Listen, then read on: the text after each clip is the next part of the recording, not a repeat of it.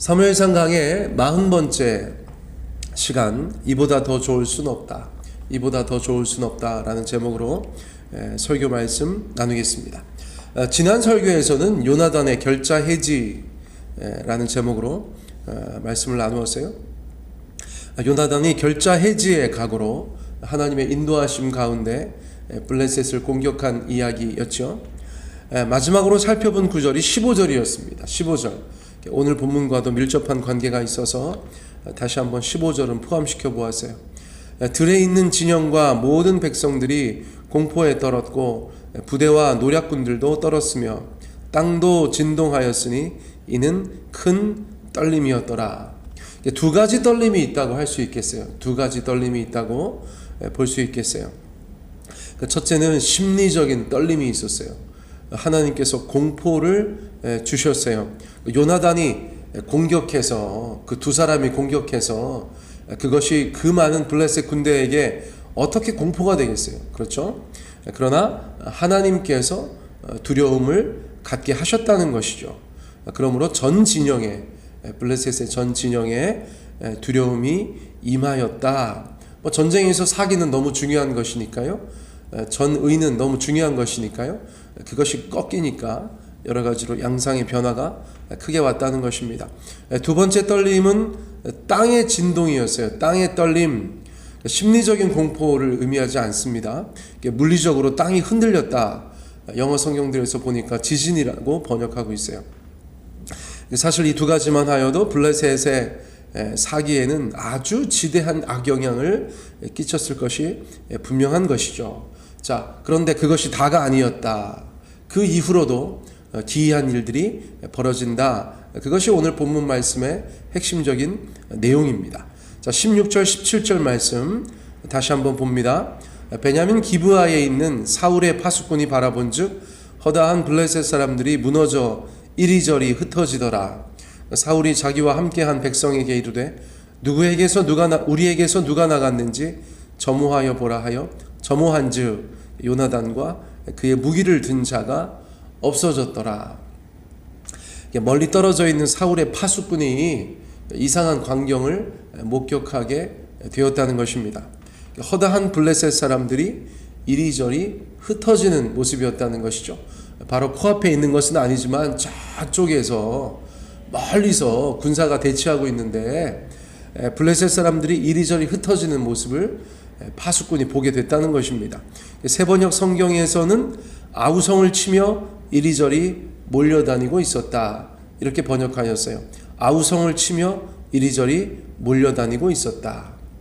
누가 보아도 싸움이 난 것입니다. 그렇죠? 사울은 즉시 인원 파악을 위해서 점호를 실시합니다. 우리 중에서 누가 나간 것 같은데 도대체 누가 저기 가서 싸우고 있지?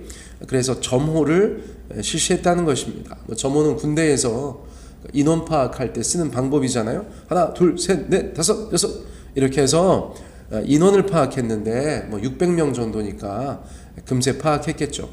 누가 없느냐 그랬더니 요나단 왕자님과 왕자님의 무기 든 자가 없습니다, 이렇게 결론 지어졌다는 것입니다. 사울이 깜짝 놀랐겠죠. 누가 나가서 전쟁을 하고 있는 것도, 전투를 하고 있는 것도 놀라운 일인데 왕자 요나단이 없어졌다니까, 아니 세상에 얘는 또 왜 저기 가서 저러고 있는지 놀랐을 것이 분명합니다. 아들의 안위, 그렇죠? 아이고 저러다 큰일 나는데 어떡하는가. 그래서 사울이 어떻게 합니까? 18절 19절 말씀에 보니까 보고 계시죠? 말씀 보고 계세요?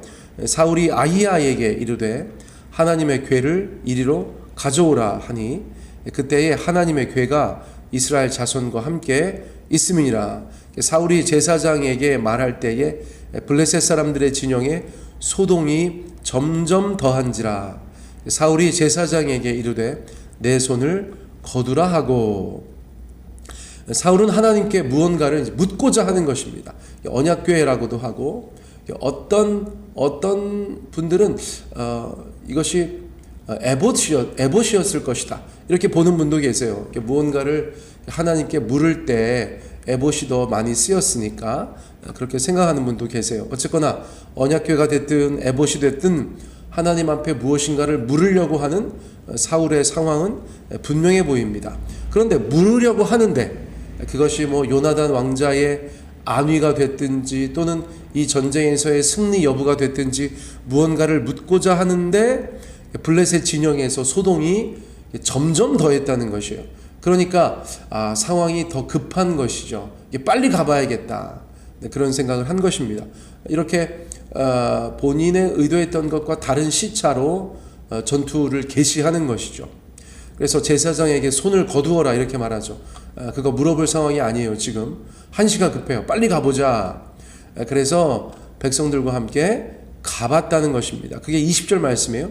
사울과 그와 함께한 모든 백성이 모여 전장에 가서 본즉 블레셋 사람들이 각각 칼로 자기의 동무들을 침으로 크게 혼란하였더라. 그러니까 이미 요나단과 그의 무기를 든 자가 20명 정도의 적군을 물리친 것도 보통 일이 아니죠. 보통 일이 아니죠. 어디 두 사람이 군대를 상대해서 싸움을 시작합니까? 이것 자체가 보통 일이 아닌데 하나님께서 블레셋 사람들에게 심리적인 공포심을 주셨다. 그렇게 말씀드렸어요. 1차적으로 심리적인 떨림, 이후에 물리적인 땅의 진동까지 주셨어요. 블레셋 군대가 그 사기가 완전히 떨어질 수밖에 없는 일들이 연속해서 벌어지고 있어요. 하나님께서 그렇게 하신 거예요. 그런데 지금 사울과 모든 백성이 바라보고 있는 것이 가장 충격적이죠. 가장 충격적입니다. 세번역 성경에서 뭐라고 번역했습니까? 블레셋 군인들이 칼을 뽑아 들고 저희끼리 서로 정신없이 쳐 죽이고 있었다. 이렇게 번역해 놓았어요. 저희들끼리 서로 정신없이 쳐 죽이고 있었다. 사실 이런 장면이 어떻게 가능한가? 저희는 정확하게 모르죠. 하나님께서 어떻게 하셔서 이렇게 자중질환을 일으키셨는가? 저희가 모르죠. 그러나 이것이 처음이 아닌 것은 분명합니다. 사사기 7장 기억하세요? 기드온과 300용사가 미디안 군대와 싸울 때, 그때도 미디안 군대가 엄청 많았거든요. 미디안 군대는 기드온의 군대는 300명이 다였어요.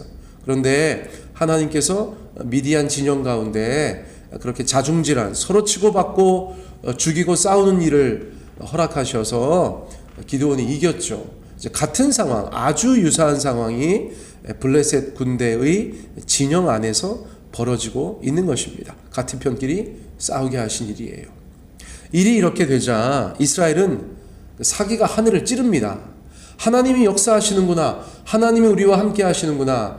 우리는 적지만, 우리는 부족하지만, 우리는 연약하지만 하나님께서 우리 군대와 함께 하시고 저 블레셋 군대의 수많은 사람들이 서로 싸우면서 죽이고 있으니 이것은 우리가 이기는 전쟁이다.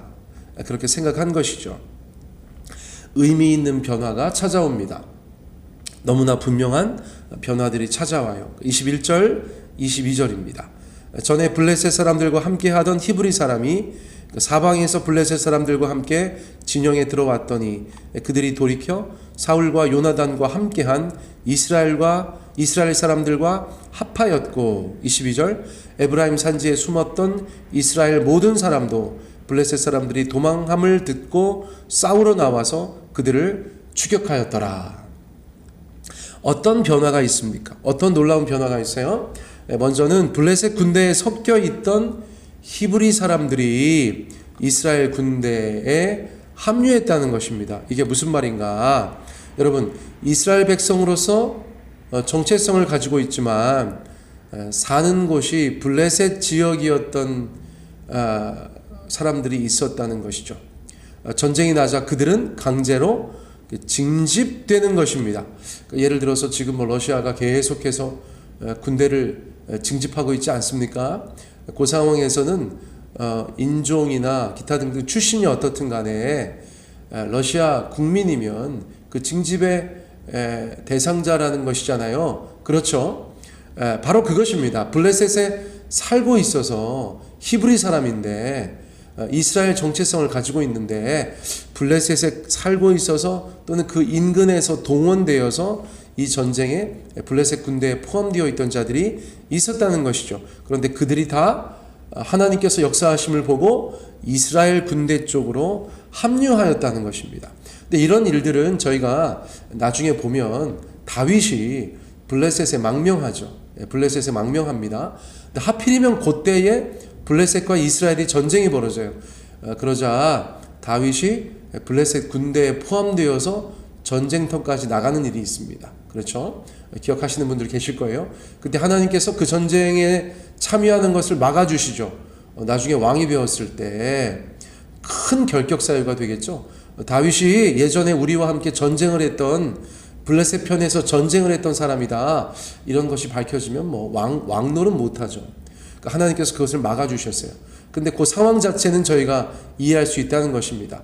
다윗마저 블레셋에 있을 때 이스라엘과 전투에 참여하게 될 뻔했다, 그런 일들이죠. 자, 아무튼 간에 그런 히브리 사람들이 하나님의 역사하심을 보고 이스라엘 군대에 합류했다는 것입니다. 큰 힘이 되었겠죠.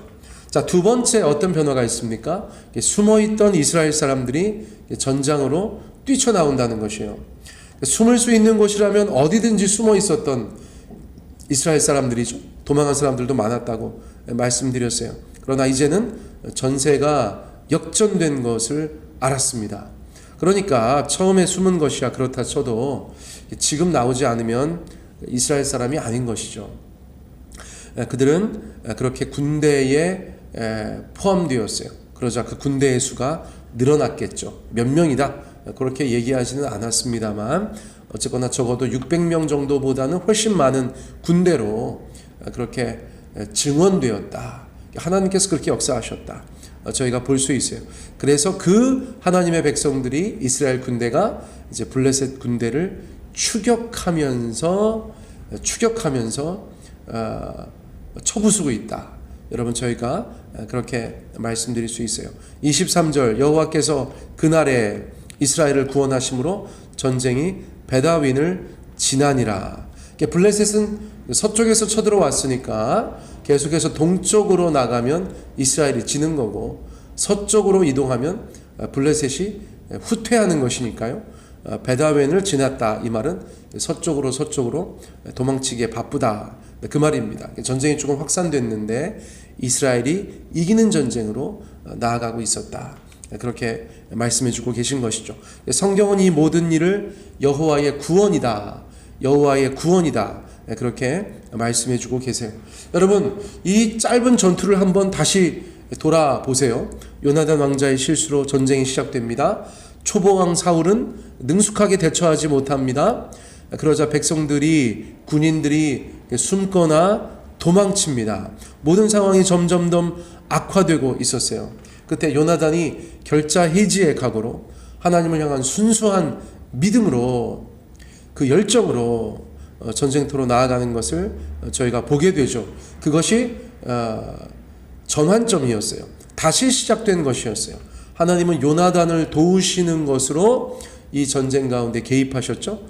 블레셋에게 공포감을 주시고 땅을 흔드시고 자중질환의 역사를 허락해 주셨어요. 이스라엘 군대를 더 많아지게 하셨고 블레셋을 추격하게까지 하셨어요. 그리고 이 전쟁에서 이기게 하실 것이에요. 이 모든 일은 여전히 하나님께서 이스라엘의 왕이 되심을, 그 백성의 왕이 되심을 보여주는 또렷한 사건이었다라고 볼 수 있습니다. 사랑하는 성도 여러분, 우리의 삶에도 은혜와 도전이 되는 이야기가 아닐 수 없어요. 오늘 우리의 모습은 어떻습니까? 우리의 상황, 어떤 상황입니까? 그러나 여러분, 요나단의 결자해지의 마음과 하나님을 위한 순수한 그 신앙이 전환점이 되었던 것처럼 우리도 다시 시작할 수 있어요.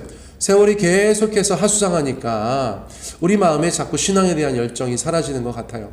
여러분, 우리가 우리의 마음을 다잡았으면 좋겠어요. 하나님, 역사하여 주세요. 모든 것들이 점점점 안 좋아지는 세상이지만 하나님, 전환되게 하여 주세요. 바닥을 치고 올라가게 해주세요. 하나님 앞에 우리의 믿음을 그렇게 보여드릴 때 하나님의 구원이, 여호와의 구원이 오늘 본문에서 이스라엘 백성들 가운데 임하였던 것처럼 지금과 전혀 다른 양상으로 하나님의 도우심을 그 백성들이 경험하게 될 줄 믿습니다. 사랑하는 성도님들, 우리가 주님 앞에 다시 한번 일어서기를 원해요. 말씀 가운데 순종하고 기도 가운데 헌신하기를 원합니다. 우리 주님께서 우리의 하나님이시고 우리의 구원 되심을 다시 한번 확인하는 저희들의 삶이 되기를 간절히 소원합니다. 오늘 말씀은 이것으로 마치겠습니다.